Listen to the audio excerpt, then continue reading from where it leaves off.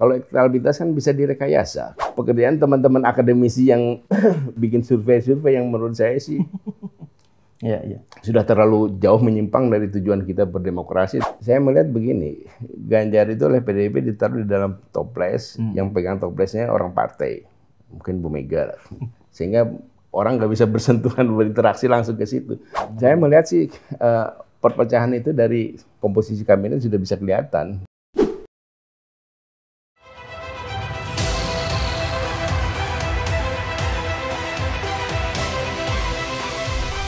Bang Adi ini kan juga dekat juga dengan pemilih Nahdlatul Ulama, dengan kelompok dan suara dari basis massa NU ini itu pasti menjadi incaran politisi atau partai politik setiap menjelang perhelatan pilkada, pemilu segala macam. Nah, karena dengan anggota sekitar 150 juta orang ya kan, dia juga itu berarti 59% dari total penduduk muslim ya kan, tidak mengherankan itu jika NU selalu diincar. Nah, bagaimana Bang Adi melihat relasi ini NU dengan kekuasaan dan lalu dengan transisi pemerintahan ini? NU kan punya sejarah politik yang berbeda dengan organisasi-organisasi yang lain. Saya kasih contoh misalnya dulu tahun 60-an itu NU itu sangat dekat dengan Soekarno, ikut membidani Soekarno sebagai presiden seumur hidup. Tetapi ketika Soekarno menyimpang, NU pula yang paling depan melawan Soekarno. Kemudian zaman Pak Harto, NU yang pertama-tama mendukung gagasannya Soeharto soal azas Pancasila. Gus Dur salah satu pentolannya. Tapi yang berhadapan dengan Soeharto kan Gus Dur. Nah begitu juga ketika Presiden Widodo dekat-dekat dengan NU, kemudian ada teman jubir saya Yahya Stakuf jadi ketua PBNU dekat-dekat, saya bilang dia nggak paham NU. Jadi kalau presiden yang non NU dekat-dekatan NU itu menandakan bahwa presiden ini sangat lemah secara politik. Karena dulu Gus Dur bosnya NU, ketika ada masalah NU nggak bisa menjaga. Sekarang kok mau menjaga NU? Ya. Kalau saya jadi NU, apa urusan gua harus jaga lu? Dulu bos gua aja nggak bisa kita jaga. Nah itu dari sisi power politik ya. Tapi dari konteks elektoral, dari semua organisasi itu yang paling berpengalaman menghadapi pemilu itu adalah Nahdliyin, baik di pilkada maupun di nasional. Dia tahu apa yang harus dilakukan di dalam pemilu. Dan jangan salah, NU ini kan, Nahdliyin ini kan komunitas yang memiliki otoritas masing-masing. Biasanya setiap wilayah itu punya raja-raja lah, kiai-kiai punya, kalau pesantren besar biasanya dia memimpin. Jadi kalau Aldi, saya minta dukungan saya bisa mendukung, tapi hanya komunitas NU saya aja. Kalau untuk yang lain, ada harus kontak yang kiai yang itu. Jadi tersebar luas, nggak bisa dikomunikasi sebagai organisasi, karena NU kan juga memberikan kebebasan kepada setiap pesantren, kepada setiap kiai untuk aspirasi politiknya. Karena di NU itu ada, di PDIP ada NU-nya juga, di Golkar ada NU-nya juga, di P3 ada NU-nya juga, di Demokrat ada NU-nya juga, di PKS juga ada NU-nya juga, di Nasdem juga ada NU-nya. Terus mau NU yang mana? Kan nggak sedikit emang kader NU itu yang terjun ke politik praktis kan. Dan tapi bisa nggak sih suara pemilih NU itu diklaim oleh satu kekuatan politik tertentu gitu? Ini kalau mualaf politik bisa terkecoh. Bahwa NU dia bisa pegang gitu. Ini Fata Morgana. Kayak Erick Thohir kan mualaf politik, dia baru lah. Mualaf politik dia pikir baru lagi. Dia pikir kan ini NU wadah besar, punya 150 juta penduduk, kalau dia masuk ke NU dia bisa kirim semua. Nggak begitu real politik di NU itu. Tetap ada persoalan personal. Jadi kalau secara personal ini dia dekat dengan kiainya bisa mengajak santri-santrinya untuk mendukung. Tapi kalau enggak, ya dilepas juga, kiai juga nggak bisa mendikte santrinya. Jadi sebetulnya bagaimana sih preferensi politiknya warga Nahdliyin ini dalam menentukan pemimpin, terutama pemimpin nasional ini? Jadi dilihat dari kebenaran aja, kebenaran yang hakiki, yang menurut kita NU benar, menurut azas NU benar, dia akan dipilih. Jadi kalau setiap kandidat punya preferensi yang kemudian didukung oleh Nahdliyin, ya bisa juga didukung. Nah cuma siapa yang paling dekat kan, kalau sama-sama baik, siapa yang paling dekat? Kalau sama-sama buruk, mana yang paling sedikit buruknya? Biasanya kan mereka dasar pemilihannya itu kan pakai rasio teologi. Nah, ini kira-kira ini benar atau enggak? Kayak dulu kan Pak Joko Widodo misalnya didukung oleh oleh sebagian NU karena dia melihat ini figur baru, kelihatannya nggak tukang bohong. Jokowi adalah kita. Nah itu mungkin waktu itu kan dia nggak tahu, ya mendukung, tapi setelah tahu nggak benar pasti juga nggak didukung. Berarti juga. Saat ini ada pembalikan dong berarti ya dari kan ini kan kita melihat politiknya Pak Jokowi itu kemungkinan besar ya, akan diikuti oleh masyarakat. Misalnya dalam menentukan calon pemimpin selanjutnya. Memang saya melihat ada perubahan teman-teman di Nahdien ya terhadap pemerintahan ini. Contoh yang paling terdekat kasus Rafael Alun. Oke. Itu kasus Rafael Alun kan mula-mula dengan anak cucu NU nih, dengan anaknya teman yang dari Ansor. Tapi dia yang paling kenceng menghantam. Betul. Padahal ini bagian dari cebong-cebong juga kan. Akhirnya terbongkarlah kasus 349 triliun. Setelah terbongkar gara-gara anak tokoh Ansor kebuka borok pemerintah, ya ini jadi masalah. Karena memang pada akhirnya kan teman-teman di NU juga melihat, wah ini kok pemerintah ini main-main uang yang ratusan triliun ini. Nah cuma kemudian kan di rem Ansor kemudian berhenti. Harusnya kan saya bilang sama teman-teman ini lanjutkan. Ansor kan bukan organisasi anti korupsi tapi bisa membongkar korupsi terbesar dibandingkan dengan ICW. Saya bilang Ansor harus bangga bisa membongkar korupsi besar di Kementerian Keuangan dan ini melibatkan negara.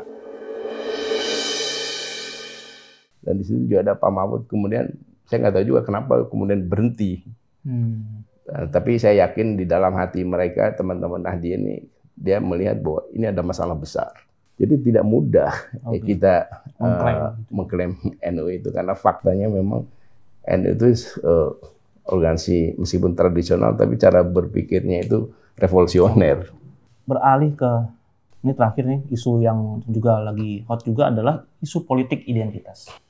Ya, beberapa tokoh politik ya bahkan Presiden Joko Widodo sendiri meminta tidak ada politik identitas. Ketua Umum PBNU juga Gus Yahya juga mengatakan politik identitas itu sebagai tindakan penggalangan dukungan suara berdasarkan identitas primordial yang paling rendah. Bang Adi, Mas Adi sendiri memaknai politik identitas itu apa sih sebetulnya? Nah, kalau saya lihat kan persepsi identitas itu apa? Kalau persepsi identitas itu primordial yang kemudian yang di luar kelompok kita jadi salah kayak dulu misalnya zaman Nazi yang Arya yang bukan Arya menjadi kelas 2. Kalau itu nggak benar, tapi kan mencerminkan identitas diri itu juga penting.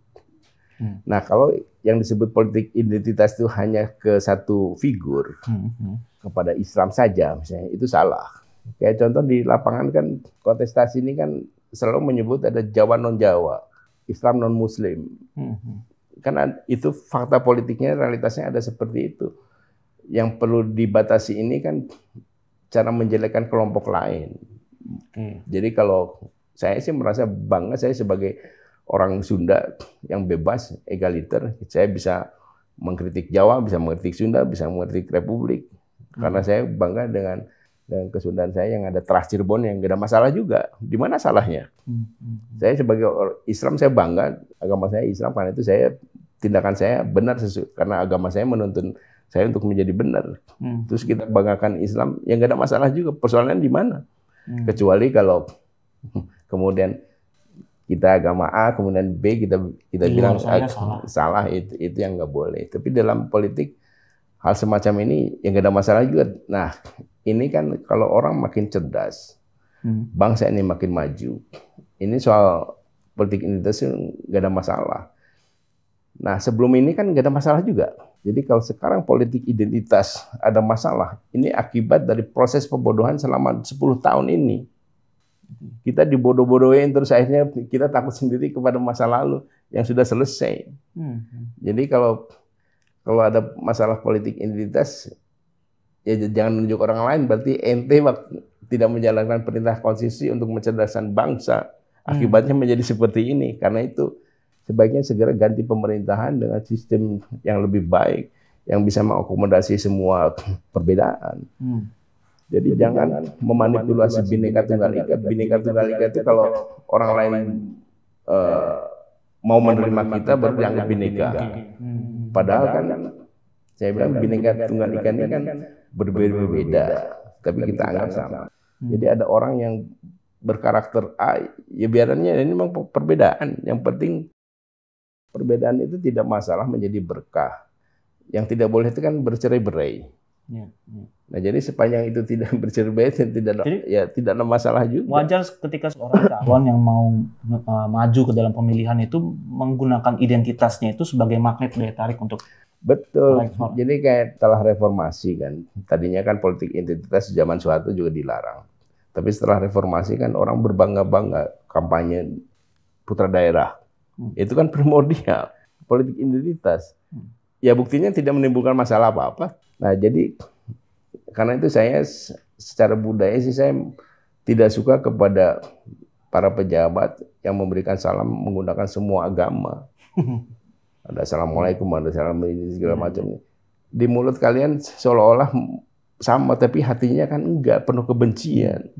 Jadi saya penting agama saya menghormati agama yang lain, tidak ada masalah. Tidak usah harus diucapkan, tetapi di hatinya penuh kedengkian. Ini kan munafik, hipokrit. Bang Adi, ini terakhir. Bang Adi banyak bergaul dengan para aktivis oposisi, tokoh-tokoh yang juga bersuara lantang terhadap pemerintahan. Boleh sedikit bocoran, apa sih sebenarnya target teman-teman di oposisi ini menjelang pemilu 2024 ini? Ya, kita ingin agar ada tokoh, ada partai yang mengusung perubahan. Tanda-tanda perubahan itu apa? Tanda-tanda perubahan itu kita tidak ada lagi kesenjangan sosial, tidak lagi kohesi sosial. Orang dulu kan gak ada masalah dengan soal etnis dan lain-lain itu. Kayak dulu ada grup pelawak yang 4 orang masing-masing pakai etnis masing-masing, gak ada masalah, jadi bahan ketawaan. Nah, sekarang sensitif banget. Sekarang jadi sensitif. Ini kan kemunduran. Nah, kita ingin menyelesaikan persoalan-persoalan itu karena bangsa Indonesia ini bisa maju kalau persoalan ini hilang. Kalau kita ada kebersamaan, kemudian ada tujuan ke depan. Nah, ini kan tujuan pemerintahan ini selalu ke belakang. Ke masa lalu kan harusnya ke depan udah selesai lah persoalan cebong kampret ini, sampai hari ini kan masih ada. Dibentur-benturkan. Dibentur-benturkan. Nah, jadi mereka ini, kalian itulah yang menggunakan politik identitas. Tadinya kan gak ada masalah. Dulu kita menerima Ahok sebagai dari etnis Cina menjadi, kan gak ada masalah waktu terpilih itu. Nah, kritik saya kan kenapa ini menjadi tajam. Dulu saya ini flashback aja dulu. Ketika Ahok resmi menjadi gubernur, saya datangin ke balai kota. Saya bilang begini, oh, lu nih Cina, tolong jaga mulut coba. Enggak mas, kita lawan aja. Bukan soal itu, ini kan soal menjaga demokrasi. Kita dulu memperjuangkan hal ini kan sudah selesai kemarin. Saya bilang gara-gara lu ini nanti, nggak akan ada lagi Cina-Cina yang masuk ke dunia politik. Pasti akan ditolak oleh publik. Faktanya kan begitu. Siapa yang merusak? Dulu yang kita perjuangkan itu adalah pluralisme, itu dalam pengertian bukan semua harus dirangkul. Kita memperjuangkan hak-hak minoritas, hak dalam beragama, hak dalam bernegara. Jadi bukan membela kelompok minoritas yang melakukan kesalahan. Kalau kesalahan ya tetap penegakan hukum. Jadi konsep pluralisme ini kan sekarang sudah berubah nih. Dulu kan Gus Dur itu memperjuangkan bukan pluralisme, yang diperjuangkan humanisme. Jadi hak-hak kelompok minoritas harus dijaga. Dari sisi kewarganegaraannya, dari sisi politiknya, dan lain-lain. Dan sudah sukses. Kenapa sekarang jadi berantakan lagi? Diangkat-angkat lagi. Diangkat-angkat lagi, dibentur-benturkan lagi. Nah ini... itu jadi poin utama dari teman-teman oposisi. Iya, kita capek ngurusin begitu. Kayak contoh misalnya, kita mau mengkritisi. Kita sudah mengkritisi, ada hal yang salah. Hanya karena dari kelompok yang berbeda, pandangan ini kemudian direduksi. Kalau ini ngomong aja ini kadrun ya. Sehingga langsung stigma ya. Jadi substansinya nggak diambil. Nah akibatnya apa? Akibatnya dengan situasi begini, pandangan kita yang untuk meluruskan jalannya pemerintahan itu menjadi kabur, menjadi tidak jelas substansinya, sehingga publik juga tidak melihat substansi yang jelas. Nah saya bilang ini kan banyak dilakukan oleh buzzer-buzzer itu. Nah kemudian buzzer itu apa sih? Ini penutupnya. Buzzer itu adalah belatung kekuasaan. Kalau kekuasaan membusuk, pasti akan muncul belatung-belatung itu. Nah jadi setiap instansi kalau menggunakan buzzer berarti instansi ini busuk.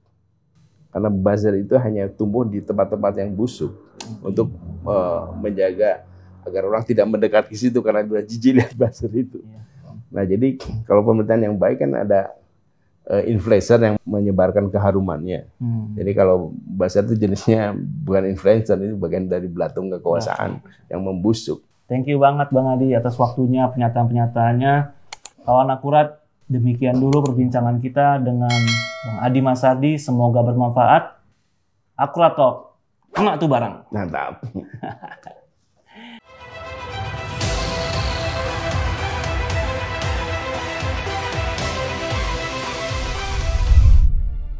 Monas 2023. Sajak Adi Masardi. Kecemasan itu, kecemasan yang diam-diam merayap di dinding waktu, akhirnya sampai juga ke puncak Monas. Telunjuknya yang runcing menuding pojok istana. Istana batu pilek. Gerbang yang dihiasi pelangi warnanya pudar. Lolong serigala di halaman belakang tak terdengar lagi. Tapi kawanan kelelawar itu, kawanan kelelawar yang bergantung di pohon tua yang ditanam Belanda, berhamburan mengejar matahari yang sembunyi di telapak kaki ibu. Dan para buzzer, belatung yang hidup dalam kekuasaan yang membusuk, burung pipit dari sawah-sawah petani mematukinya dengan lahap. Kucing garong yang terus berupaya memanjangkan cakar ambisinya, gagal melindungi larva menjijikan itu. Bahkan benalu yang tumbuh di dahan-dahan pohon demokrasi terkulai dalam tumpukan hasil survei yang basi. Tapi di mana sang raja? Tak seorang pun peduli. Sosok naas itu diam-diam merayap di dinding. Dituntun Oedipus dari Tebes yang buta. Dari puncak Monas, kecemasan memandang pojok istana, menyaksikan orang-orang yang gagal melawan takdir. Tak ada kekuasaan yang tak berakhir. Terima kasih.